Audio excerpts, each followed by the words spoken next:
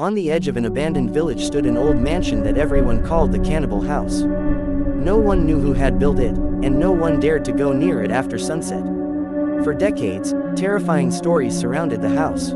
Travelers who entered were never seen again. The strange part was that no bodies were ever found. It was as if the house itself had swallowed them. One stormy evening, three friends, Ethan, Ryan, and Lucas, decided to uncover the truth.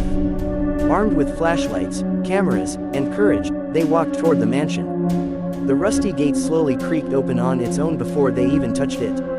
"Did you guys see that?" Lucas whispered. "It's probably just the wind," Ethan replied, though his voice trembled. As they stepped inside, the front door slammed shut behind them with a deafening bang. The air became freezing cold. Thick dust covered the furniture, yet strange footprints appeared on the floor, fresh footprints leading deeper into the house. Ryan pointed his flashlight toward a long hallway. "Someone's here." A deep growling sound echoed through the walls. Then, the lights on their cameras suddenly turned off. And somewhere in the darkness, something began breathing. The heavy breathing grew louder with every second. Ethan slowly pointed his flashlight toward the end of the hallway. Nothing, but when he turned around, the footprints behind them had disappeared. "We need to get out of here, now," Ryan shouted. The three friends ran back to the front door, but it was gone. In its place stood a solid brick wall, as if the house had never had an entrance. Suddenly, the floor beneath Lucas cracked open. He barely grabbed the edge before falling into a dark pit.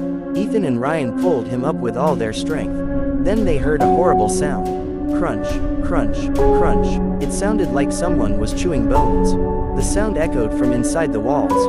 The wallpaper slowly peeled away by itself, revealing something horrifying. Behind the walls were thousands of human bones, skulls, and torn clothes trapped inside the house. "This house, it eats people," Lucas whispered in terror. Before anyone could move, the walls began to shake.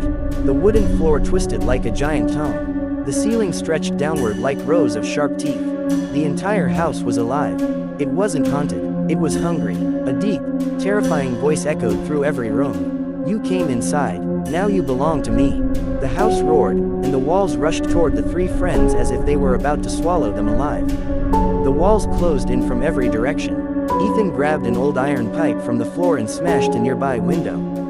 Crash, but instead of breaking, the glass healed itself within seconds. "There has to be another way out," Ryan yelled. As they searched the mansion, Lucas noticed an old diary lying on a dusty table. Its pages were stained with dried blood. He opened it and read aloud. "This house was built over an ancient cursed altar. Every soul it consumes makes it stronger. The only way to destroy it is to burn the cursed heart hidden beneath the basement." "The basement," Ethan shouted. The three friends rushed downstairs while the house shook violently. The stairs twisted behind them, trying to trap them forever. At the bottom, they discovered a giant chamber. In the center was a massive, beating heart connected to the walls by thick black veins. Boom, boom, boom. Every heartbeat made the entire mansion tremble.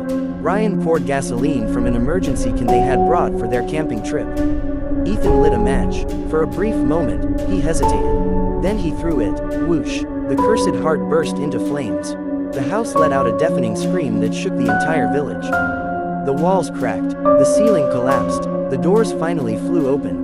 The three friends sprinted outside just as the mansion crumbled into a pile of burning rubble behind them.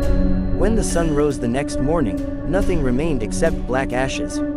People believed the nightmare was finally over. But weeks later, a new house mysteriously appeared on the same land. Its front door slowly creaked open by itself, waiting for its next visitors.